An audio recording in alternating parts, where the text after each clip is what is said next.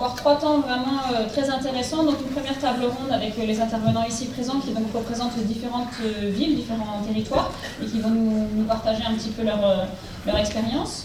Ensuite on aura un temps autour du séjour de rupture qui a été mené et donc qui va vous être présenté via une petite vidéo. Et ensuite une dernière table ronde avec des expérimentations un petit peu originales sur lesquelles on pourra revenir un petit peu plus en profondeur que ce qu'on a eu ce matin. Voilà, donc je vais à nouveau être celle qui presse et qui demande de la constitution. Je m'en excuse à nouveau. Donc sur cette table ronde, nous avons en présence donc, Monsieur Bozino qui est donc le maire de Montataire, Elsa Touré qui est adjointe au maire de la ville de Corbeil-Essonnes, et puis Serena Yami, adjointe au maire de la ville de Noisy-le-Sec. Voilà, et donc ils vont répondre à quelques questions. Donc je vous l'ai dit, si vous avez envie de parler d'autre chose que la question qui est posée, vous avez le droit, n'hésitez pas. Et puis ensuite, il y aura un petit temps pour que vous puissiez échanger voilà, avec la salle et puis poser des questions. Voilà. Donc peut-être première question que je vous pose un peu en transversal à tous les trois. Voilà, il s'est dit beaucoup de choses ce matin. Est-ce qu'il y a quelque chose que vous retenez en particulier ou sur lequel vous avez envie de rebondir Cette question des corps intermédiaires, ils ont beaucoup parlé des associations. Donc on a tous un rôle, les institutions notamment, mais cette question des corps intermédiaires, elle est importante. Des responsables notamment de l'État, des préfectures, mais en tout cas, on a vraiment besoin de moyens pour œuvrer, nous à notre niveau, ville pour le coup, pour ma part, pour accompagner ces associations, parfois jeunes associations, à œuvrer avec les jeunes. En tout cas, c'est indispensable et je crois que ça a été aussi rappelé par Marouane Mohamed, donc je voulais juste le dire et le redire parce que c'est important. Il a dit quelque chose comme la réussite scolaire protège des risques ou de ce type de phénomène. Et moi, ça m'a renvoyé, j'ai été le chercher pendant que je l'écoutais, au Code de l'éducation. Il y a un article, l'article L111-1, qui dit que l'éducation est la première priorité nationale. Voilà. Et donc là, je vous invite à revoir les graphiques que nous a présentés Marouane Mohamed et à nous interroger sur l'état du système scolaire en France, sur les moyens qu'on y met ou qu'on n'y met pas. Et effectivement, je rejoins mon homologue de Corbeil-Essonnes pour dire que les moyens humains et financiers et le soutien de l'État, du gouvernement est primordial pour que l'on puisse collectivement avancer et prévenir les risques et accompagner aussi les jeunes dans leur scolarité, puisque c'est un biais pour leur permettre de ne pas rentrer dans les rivalités interquartiers. Donc cette première question scolaire qui pour moi est très importante, et puis la question de la vie associative dans nos villes, dans nos quartiers, cette question de la vie associative est essentielle. On a besoin effectivement de moyens. Alors je sais bien, on entend ah mais ça ne peut pas être qu'une question de moyens. Non, ça n'est pas qu'une question de moyens, mais quand on nous dit ça, généralement c'est pour nous expliquer qu'on va réduire les moyens. Donc ça n'est pas qu'une question de moyens, mais c'est aussi et surtout une question de moyens. Il faut absolument qu'on ait des moyens pour faire vivre, pour aider ces associations et cesser de les considérer d'ailleurs comme des professionnels. Souvent elles sont, et ils sont, je dis elles parce qu'il y a souvent beaucoup de femmes, des bénévoles qu'il faut soutenir. Que sont vos principales peut-être difficultés ou les points d'achoppement que vous rencontrez actuellement dans votre travail, dans l'objectif de prévenir ou de réduire les embrouilles?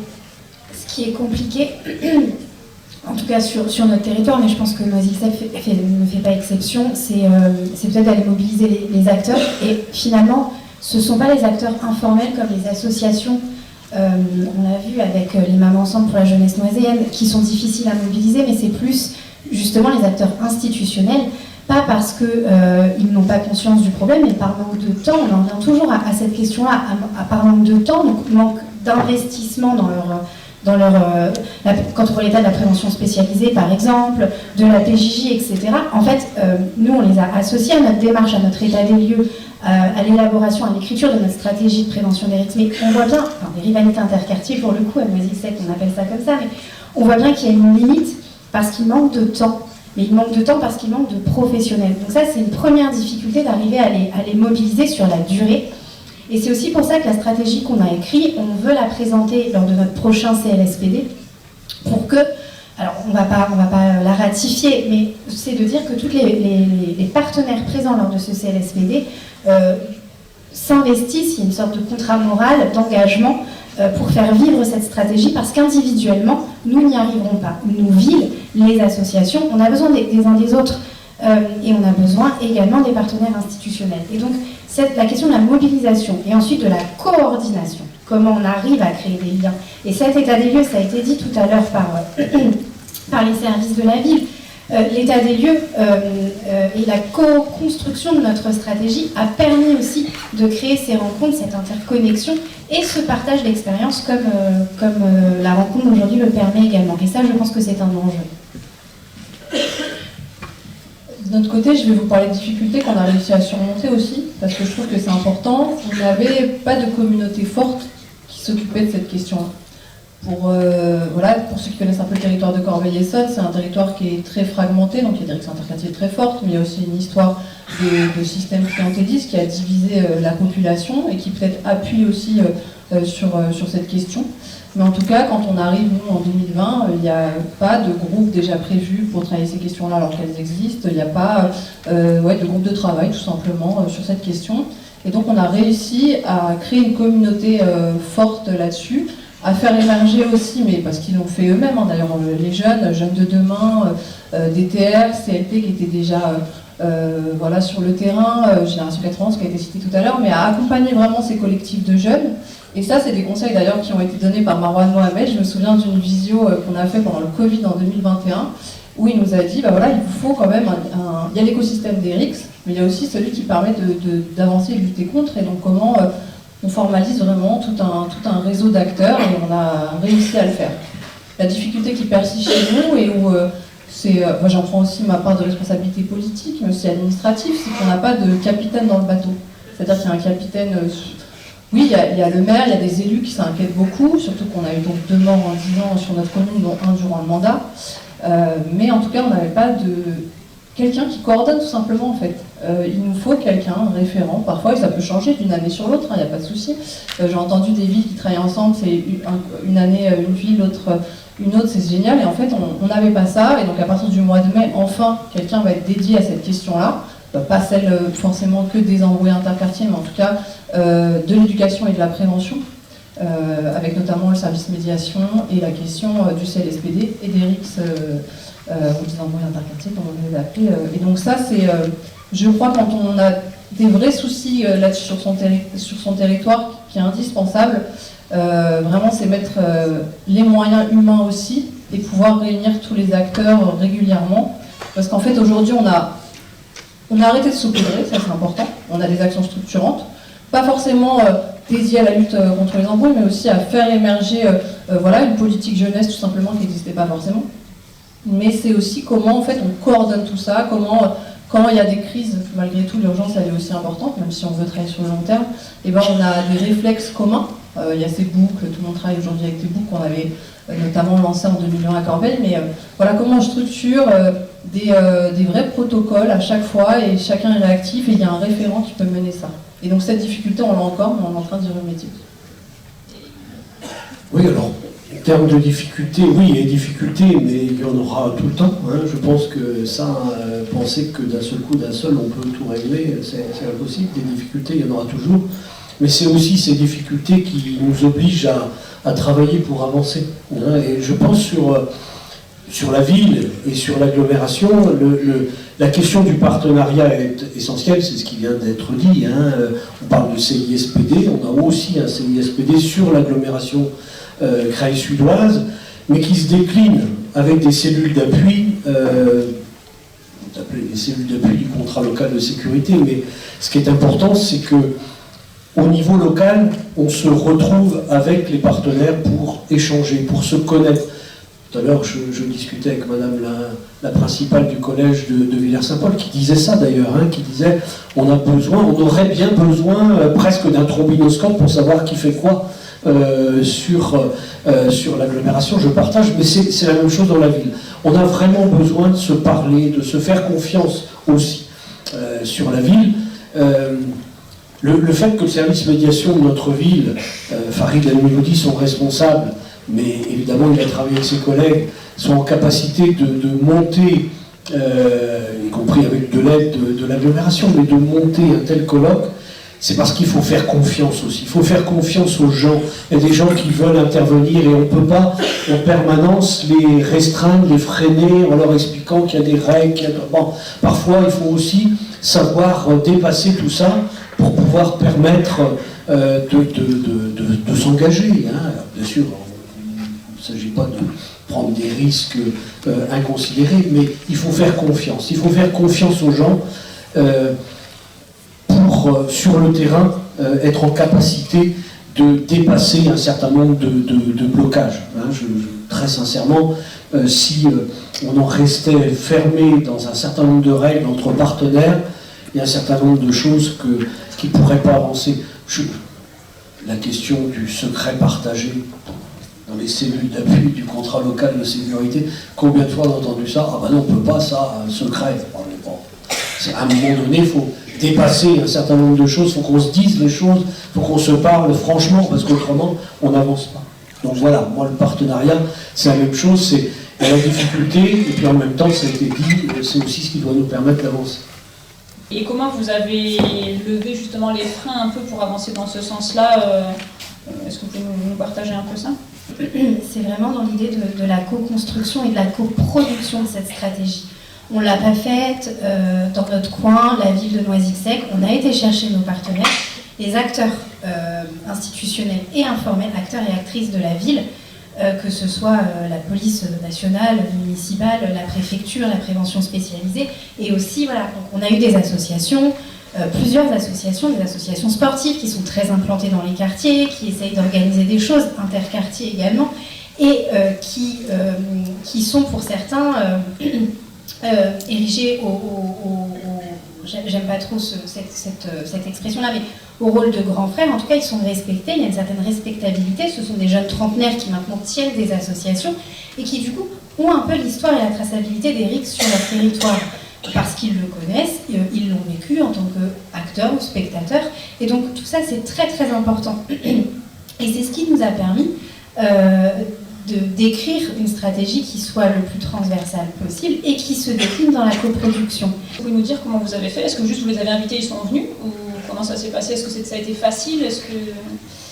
Je ne dirais pas que ça a été facile, mais je ne dirais pas non plus que ça a été difficile. Parce que ce travail-là, il a commencé, moi c'est mon premier mandat, j'ai été élue en 2020 et très rapidement les RICS sont réapparus sur le territoire et ça m'a un petit peu saisie. Enfin, j'avais pas du tout prévu d'orienter mon mandat là-dessus et finalement c'est une des priorités pour moi du mandat parce qu'on parle de vie humaine et potentiellement de vie cachée. Donc dès les premières rivalités, dès les premiers blessés, en fait avec le maire on a amorcé un travail, c'est d'aller voir de manière assez informelle les associations. Et en fait, au fur et à mesure, on a créé un dialogue avec ces associations et on n'était pas du tout dans la perspective d'aller dans cette stratégie, d'être accompagné par le FFSU, pas du tout. On était OK, qu'est-ce qui se passe? Ces associations nous ont permis de rencontrer des jeunes, de discuter autour d'une table aussi avec les jeunes des rivalités opposées, d'essayer de comprendre un petit peu. Et du coup, quand ensuite il a fallu aller les chercher, sachant que ces jeunes-là travaillaient déjà, avaient organisé des calls, on en a parlé tout à l'heure, ça a été assez naturel. Et justement, ils étaient en demande de dire « Ok, on va le faire ensemble et on va le construire avec nous. » Et ça, je pense que, on parlait de valorisation tout à l'heure, c'est important aussi de valoriser leur culture à eux, d'avoir une culture partagée. Et donc c'est celle des professionnels, mais c'est aussi celle des habitants, des associations et des acteurs informés. Et du coup, peut-être même question, est-ce que pour vous ça a été facile? Est-ce que, vous disiez, ça crée cette communauté forte? Comment vous avez fait? Est-ce que c'est coup de chance? Il y a des jeunes qui, à ce moment-là... Non, en fait, on a une cité éducative, déjà. On a une cité éducative et on avait une commission dédiée à cette question c'est notre axe, en fait, bien vivre ensemble. On a une super chef de projet qui est dans la salle et que vous verrez tout à l'heure sur scène. Et donc, on a vraiment impulsé d'abord des commissions de travail. Bien loin d'un plan de lutte contre les RICS, d'ailleurs, qu'on va amorcer cette année, mais c'est comme vous, en fait, au fur et à mesure, on a approché aussi différents acteurs, mais en fait, on était déjà beaucoup en lien sur d'autres questions. Et d'ailleurs, je vais presque prendre le contre-pied de ce que j'ai dit tout à l'heure, ou même de ce qu'on se dit là, c'est une priorité du mandat, oui. Malgré nous, c'est une priorité du mandat, mais ça ne l'était pas. et c'est parce qu'il y a des vies humaines en jeu, mais finalement, à chaque fois qu'il y a une crise, on met des choses en stand-by. Et en fait, c'est très compliqué, parce qu'en fait, pour créer du structurant, on a besoin de travailler en profondeur, on a besoin de ne pas être stoppé dans notre travail. Sauf qu'à chaque fois qu'il y a une crise, comme justement on n'avait pas tout ce protocole, et je pense que ça va changer pour vous avec la stratégie, et pour nous quand on aura aussi impulsé un plan d'action, et qu'on aura quelqu'un dédié sur la question, mais en fait, différents acteurs se mettent tout de suite en stand-by, maison de quartier, direction jeunesse, voilà, acteurs associatifs, enfin non pas en stand-by, mais plutôt en vigilance accrue, arrêtent le travail parfois structurant qu'ils sont en train de faire, et donc ça nous ralentit beaucoup. Et donc en fait, il y a quelque chose que j'ai un peu compris, c'est un cap que j'ai passé plutôt là, à Noël, on a eu une grosse période de crise, où je me suis dit non, en fait, on a prévu de faire ça en 2025, il faut qu'on se tienne dessus, il ne faut pas que cette crise-là nous fasse mettre de côté ces choses-là. Et je crois qu'il y a un peu un piège là-dessus, c'est-à-dire que les RICS, elles existent, j'espère qu'elles n'existeront plus un jour, mais en tout cas, pour notre part, c'est un peu, ça fait partie de notre patrimoine aussi à Corbeil, hein, ça dure depuis plus de 30 ans, et il y a aussi un enjeu là-dessus de passer de ce patrimoine. Je me suis notée tout à l'heure, parce que j'écoutais... Je me disais comment on passe un peu plutôt que ce patrimoine mémorial, ça soit un capital guerrier, un truc qu'on se transmet en fait, enfin, ouais, t'as vu, ils ont fait ça, les anciens, etc. Mais comment on en fait plutôt quelque chose de l'ordre du devoir de mémoire et de waouh, c'est passé ça, faut qu'on en sorte, plus jamais ça en fait. Donc là, je pense un cap à passer là-dessus, mais voilà, c'est une des difficultés, c'est aussi ça, c'est de se faire happer par ce phénomène et d'arrêter de mettre en place des actions structurantes, alors que vous voyez, on parlait tout à l'heure aussi. J'ai noté la rue offre des alternatives. C'est Marois qui disait ça. Elle offre des alternatives pour être reconnue socialement.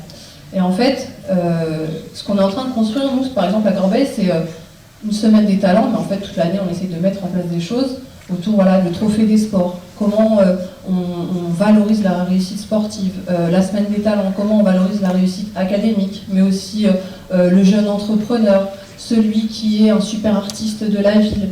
Comment même quand tu n'as pas tous ces talents-là, en fait tu existes parce que tu as créé ton association ou tu es membre d'une association, et il y a toute la question aussi des compétences psychosociales dont on parle beaucoup maintenant. Tu ne réussis pas à l'école, mais il y a plein d'autres choses que tu fais super bien dans ta vie.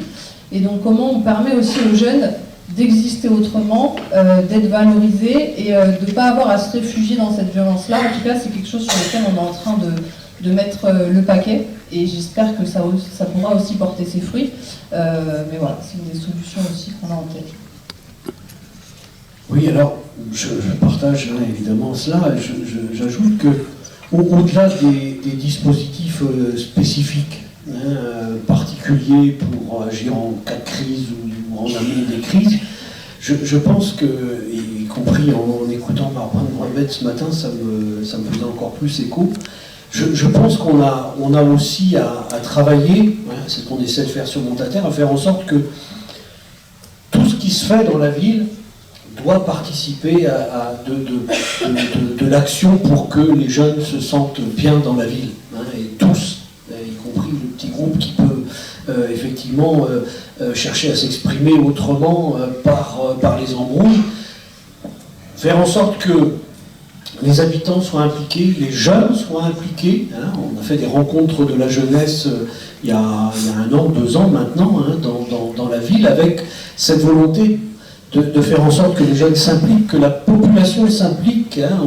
On fait des réunions de quartier en lien avec le budget, mais c'est aussi l'occasion de parler avec la population des problématiques qui peuvent être rencontrées, y compris pour les jeunes, Les services municipaux dans leur action, et c'est aussi ça, on parlait des moyens pour les associations, mais il faut aussi qu'on ait des moyens pour nos services municipaux. C'est essentiel que nos services puissent fonctionner, que nos villes puissent continuer à fonctionner, à rendre le service du quotidien dans la proximité.